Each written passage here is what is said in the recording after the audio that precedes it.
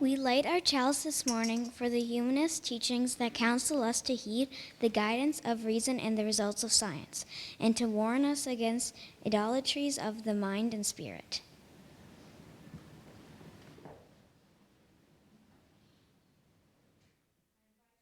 Rise in body or spirit to sing our opening hymn, number 300, and please remain standing for our affirmation after.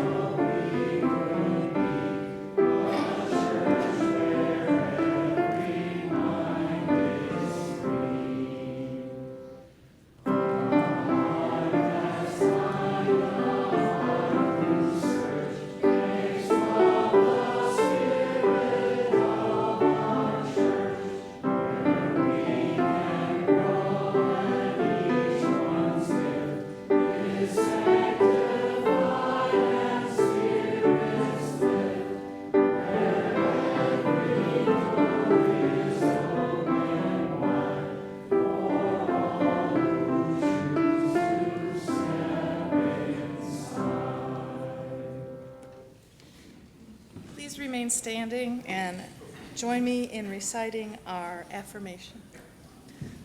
Love is the spirit of this church, and service is law. This is our great covenant, to dwell together in peace, to seek the truth in love, and to help one another.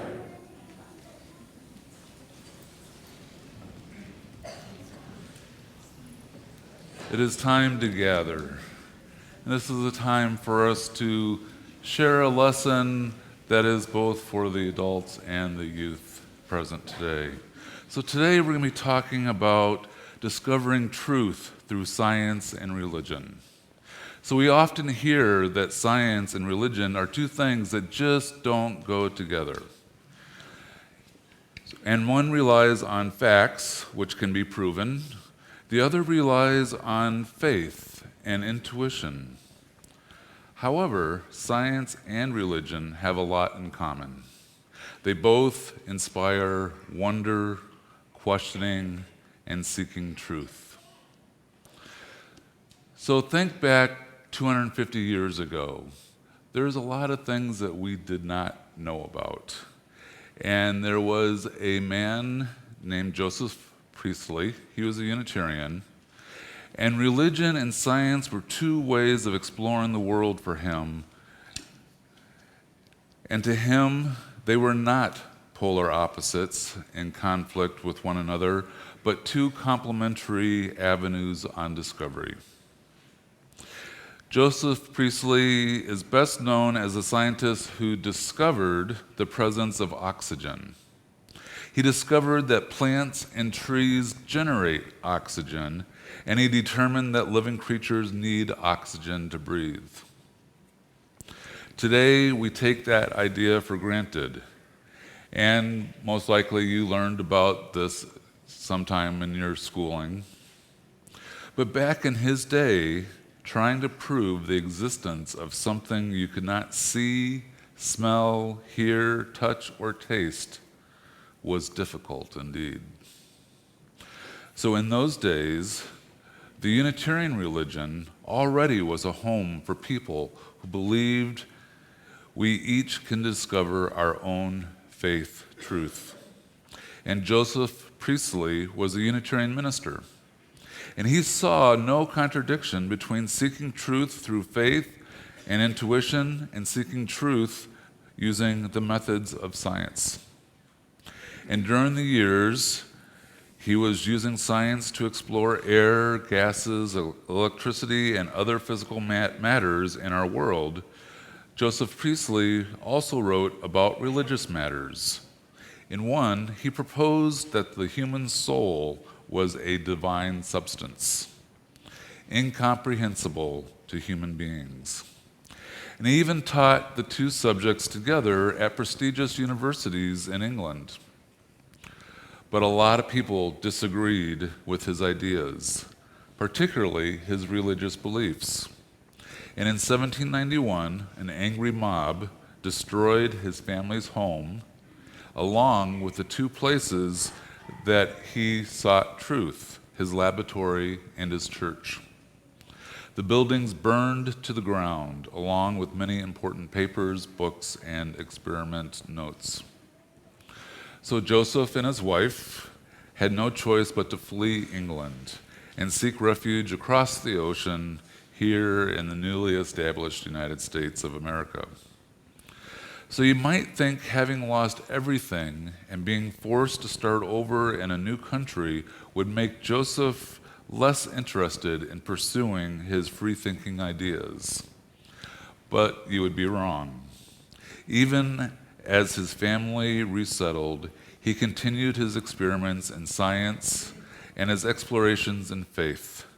He discovered the poisonous gas carbon monoxide in 1799, and for this he is known as the father of modern chemistry.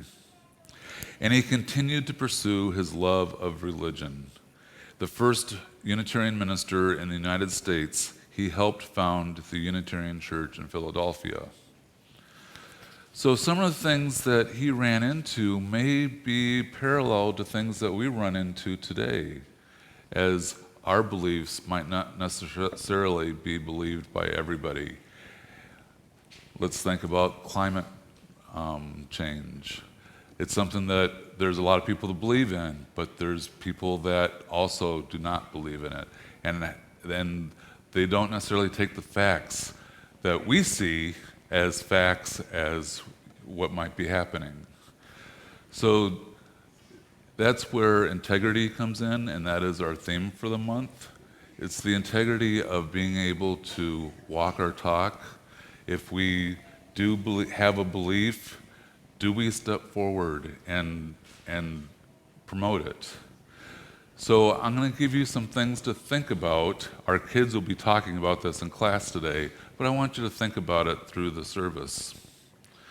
So think of a time where you might have made a discovery which caused you to question a previously held assumption.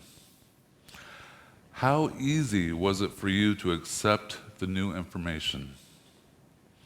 And how did you incorporate your discovery into your understanding of the world? Did it lead to a new search for truth?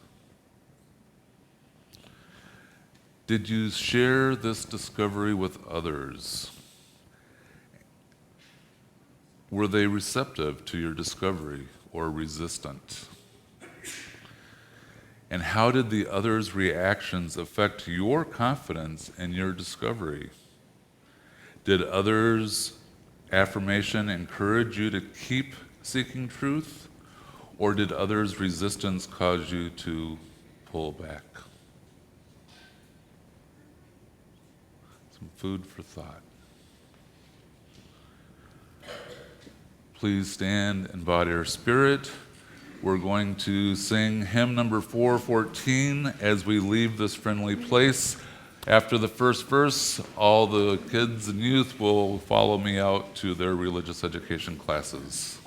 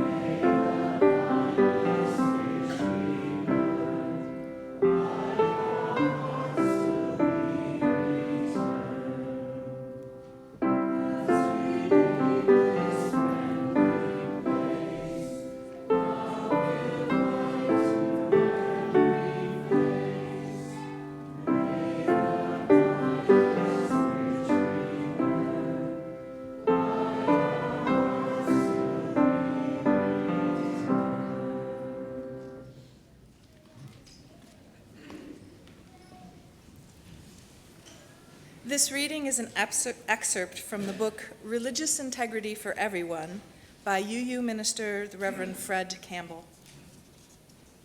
Integrity, in the way I am using this word, has to do with the link between human experiences and the words used to refer to them. One of the little-known aspects of this crisis is that the language of religion no longer seems adequate and applicable to the way many human beings experience living in American and European cultures. Religious words, as defined in the English language dictionaries and as used in popular culture, no longer connect with real-life experiences of many men and women. These religious words, when used by religious leaders called clergy, are puzzling and incomprehensible to many in our culture. Consequently, participation in formal religion is declining because it seems irrelevant to life lived in today's secular culture. One of the reasons people are finding religious language irrelevant and inapplicable to our world is that in America, at least, it has been largely removed from public education. From 1970 to 1995, religious language, symbols, and rituals were excised from secular education and public practice. Their removal meant the disappearance of Christian symbols and practice from school routine and public meeting places in the name of separation of church and state. That many Christians felt threatened as a consequence should not surprise anyone. As another result, secular education has become dominated by the values and perspective derived from the sciences.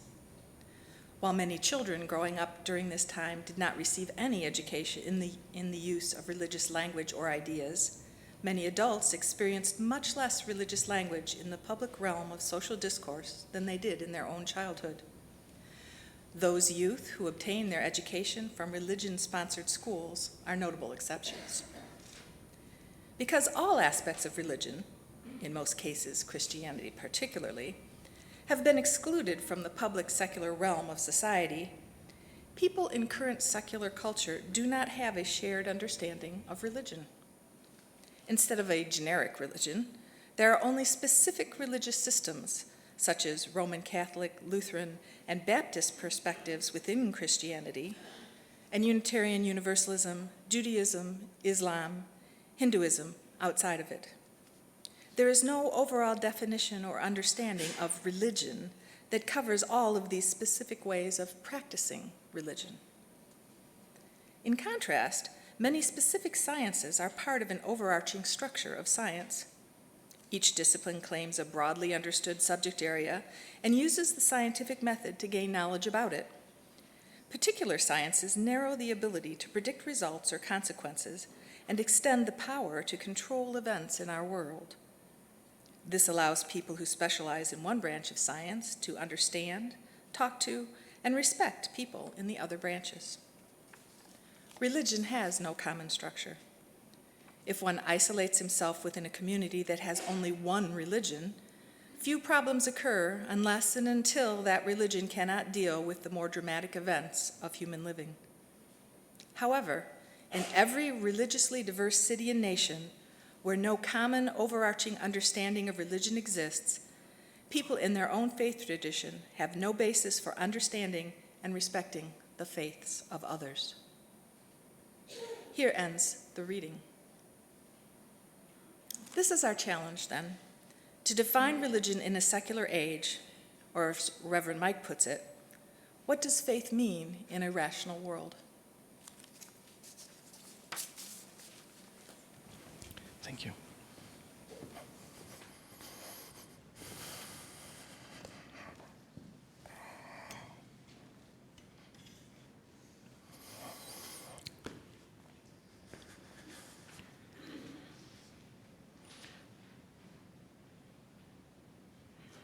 Let me find my place.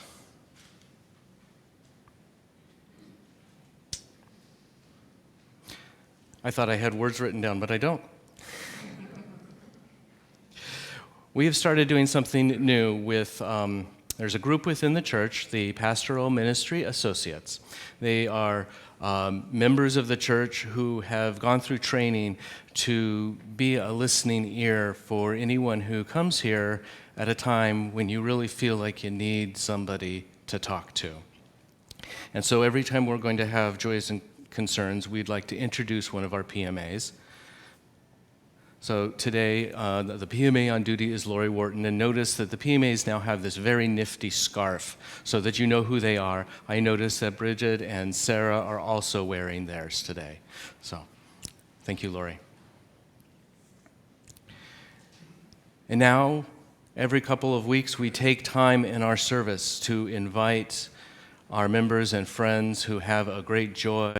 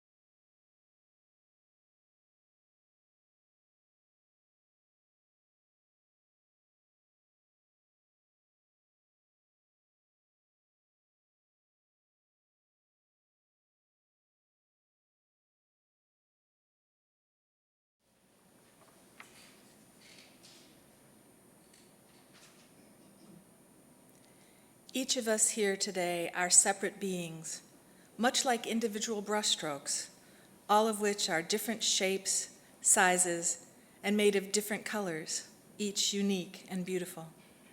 Together we add to a vibrant picture that is so much more than the sum of our individual contributions. Every one of us helps our community to be a place of learning, refuge, solace, and creative expression. We will now receive the offering for the support of this community and its work. You are invited to give as generously as you are willing and able.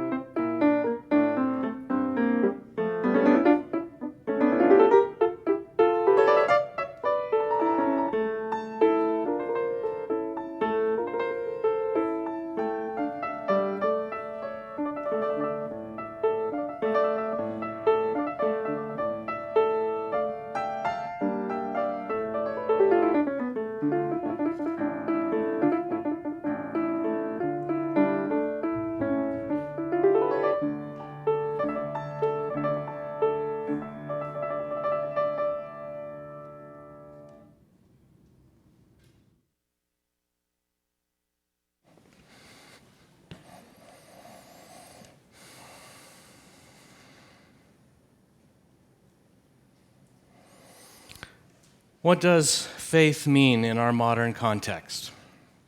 In the world as we know it, scientific discoveries regularly amaze us as we slowly but steadily seek to understand even the smallest mysteries of life.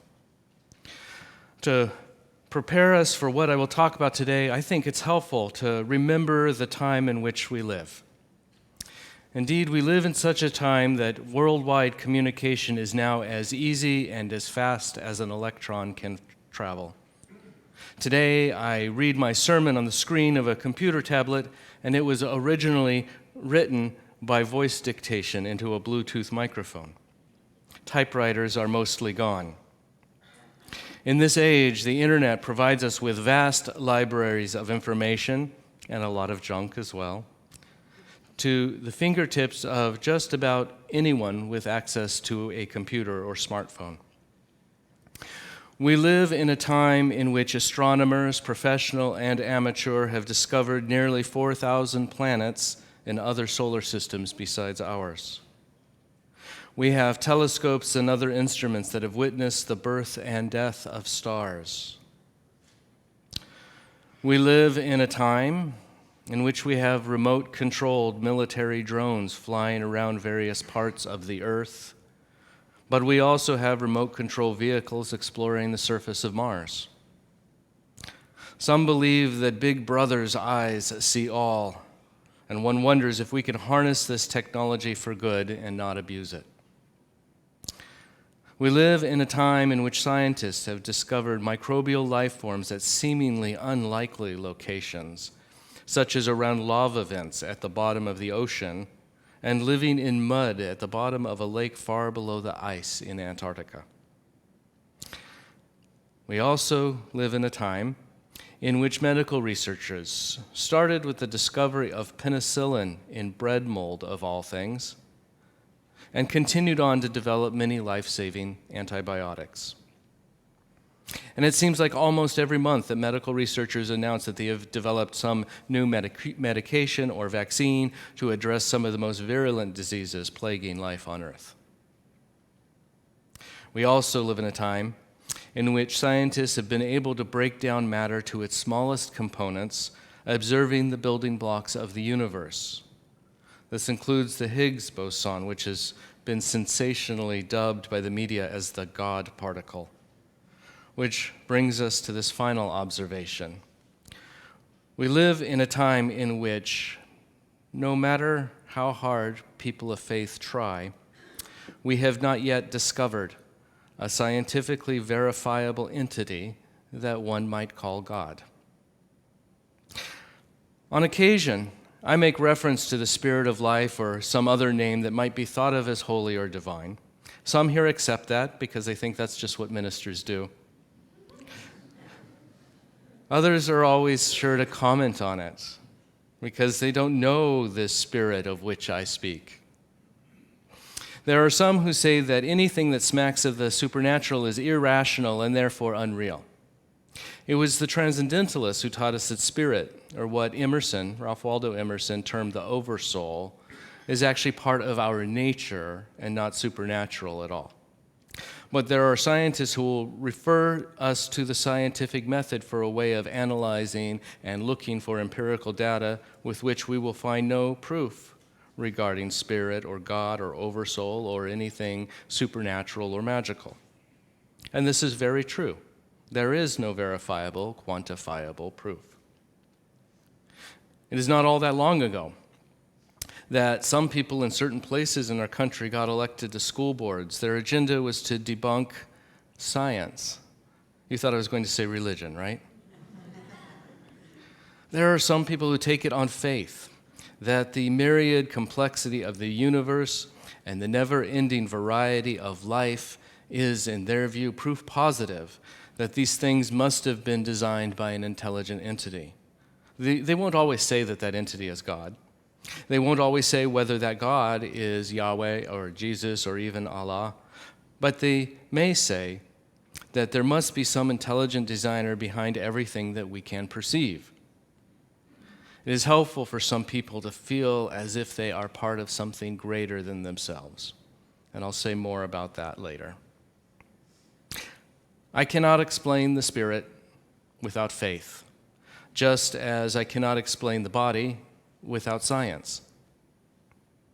The body and its mechanisms give us the components which allow us to live our lives, but it is our intellect and our faith, and I would even say, our spirits, which give us the why and what for.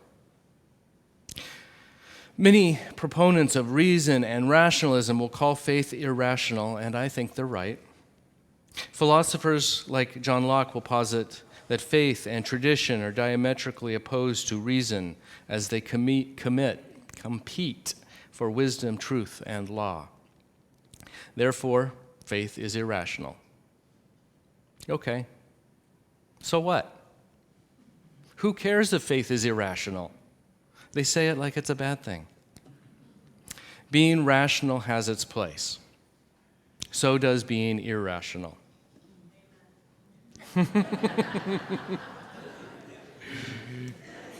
There is a middle way. There is a balance to be found. And for what it's worth, my elder colleague, the Reverend Tom Owen Toole, says he calls us trans-rational rather than irrational. In fact, I'd like to read you something that Tom wrote. Being riders, a paradox. Here he's using riders as in like riding a horse or a motorcycle. Being riders of paradoxes is our peculiar niche as liberal religionists. We seem to pitch tent and stoke our flaming chalices in the creases between mysticism and humanism, theism and naturalism, believing and doubting, devotion and skepticism. At our most stout and resourceful, Unitarian Universalists are spiritually ambidextrous, defining ourselves from both below and above. It makes me think of a story. I'm going to do a segue. So years ago, when I was in my development as a minister, one of the things that we have to do in our training is an internship as a hospital chaplain. And I was interviewing at one hospital, and there were several chaplains interviewing me, and one of the chaplains was a Roman Catholic priest, and he looked at my write-up, my whole background, my spiritual journey, and in the course of that interview, he called me a spiritual swinger.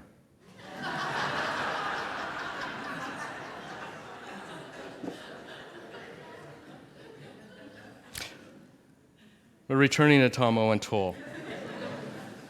Unitarian Universalists are spiritually ambidextrous, he says. We are a reasonable religion with numinous sensibilities. In short, we are theological crossbreeds. Colleague Francis West puts it sagely. The humanist and the theist live in me, each sometimes puzzled by the presence of the other, but willing to keep talking. So may it continue. Tom also wrote, there's a danger in either extreme. Arid humanism can trap us in the mundane and material, making us oblivious to transrational, notice I didn't say irrational, but oblivious to transrational nudges, he wrote. On the other hand, unbridled theism can swallow humans in the supernal ether, when our paramount job is to make this precious earth more beautiful and just. God-fearing or mystical humanism is a principal theological paradox Unitarian Universalists must harness, then ride. Some do it side saddle, tentatively. Others with both hands on the reins, galloping full bore ahead. Regardless, it can provide a spirited jaunt. In Tom's language of metaphor, we are each a rider of a horse named Paradox. I like a horse named Sue, but this was a paradox. We are part of a faith tradition, and it is a faith tradition that operates in this state of creative tension. We certainly have people in our faith who hold vigil on the edges of our faith, upholding a deeply spiritual belief in the holy on one side and a deeply rational understanding of nature on the other. All the while, the vast majority of Unitarian Universalists land somewhere in between. And generally, we mostly believe that we have a duty in life to do all that we can to make life better. And we generally believe that we have this life to live because by some great miracle, maybe miracle's the wrong word, but for some great reason, life came to be on earth. Most of us do not believe that the miracle of life occurred over the course of a mere 6 days, nor do we believe in a selective system of salvation reserved to only the elect or the spiritual bourgeoisie. Most of us do not spend a great deal of time thinking about death or the afterlife because we tend to be far too busy thinking about this life and the people who share it with us. I said that I would come back to the idea of having faith in something greater than ourselves. You may have heard me talk about this before. If there is some great lesson that humanism has brought to the faith of Unitarian Universalism, it is a deep and abiding faith in humanity. I want to explore that for a moment. There are days when it is challenging to see the greater goodness of the human race on earth. When we hear endless news reports about crime and terrorism, disease and hunger, greed and pollution, imperialism and war. There is one thing that I believe we can see in all of these events, one thing held in common by them all.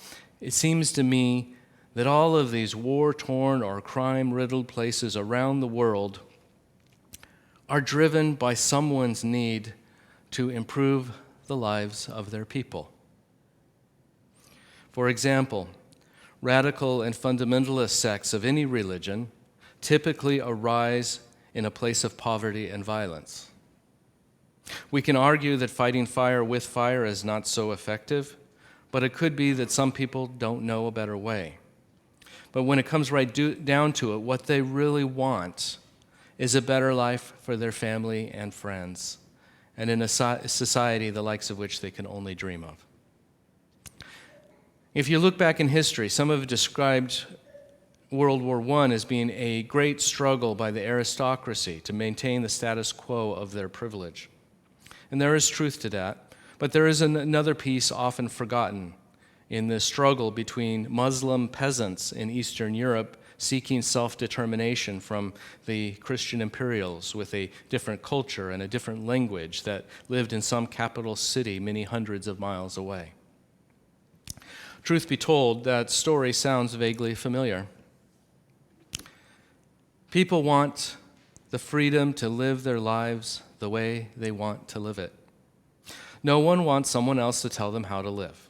I don't want that. You don't want that. People in the Middle East, for example, don't want that.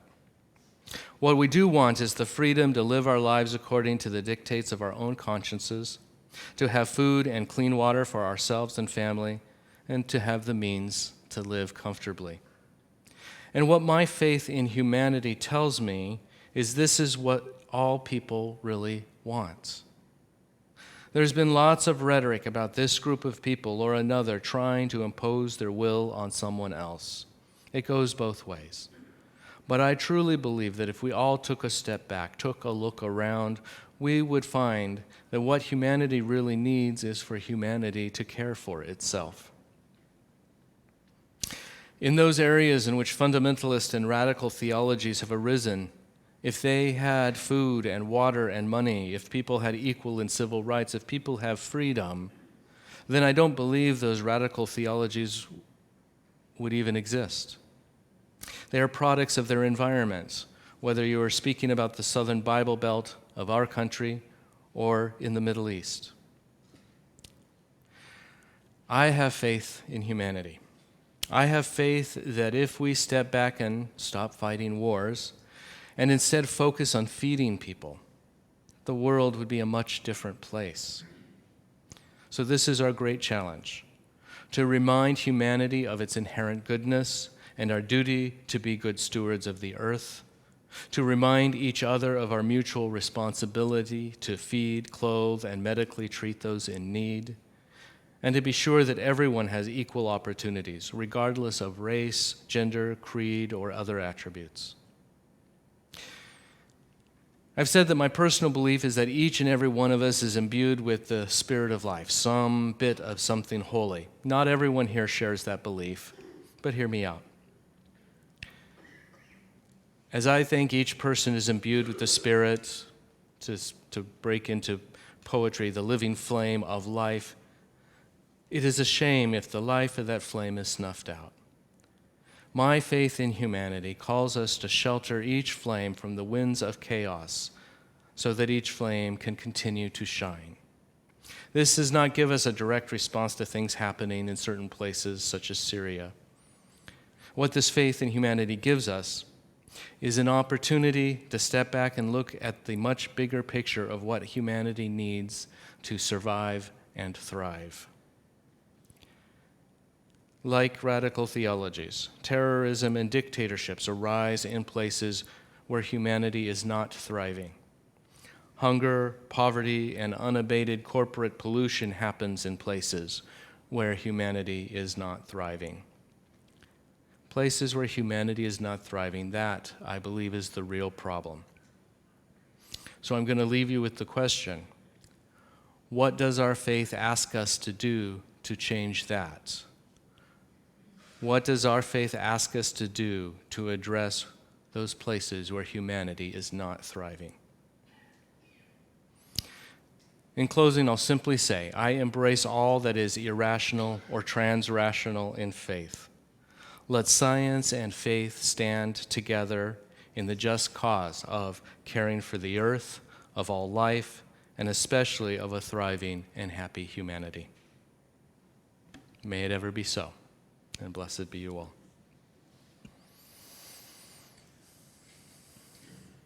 Our closing hymn is We Would Be One. It's 318 in the gray hymnal. You're invited to rise in body or in spirit.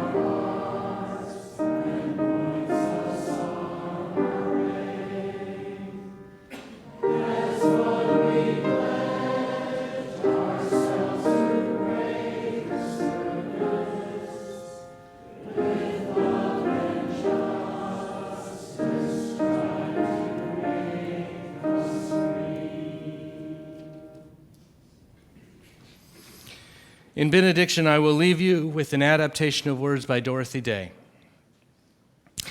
Some people say, what good can one person do? What is the sense of our small effort? They cannot see that we must lay one brick at a time, take one step at a time. We can be responsible only for the action of the present moment. But we can beg for an increase of love in our hearts that will vitalize and transform all our individual actions, and know that the Spirit of life will take them and multiply them, just as an old teacher was said to have multiplied the loaves and fishes. May it ever be so, and blessed be you all. Go now in peace.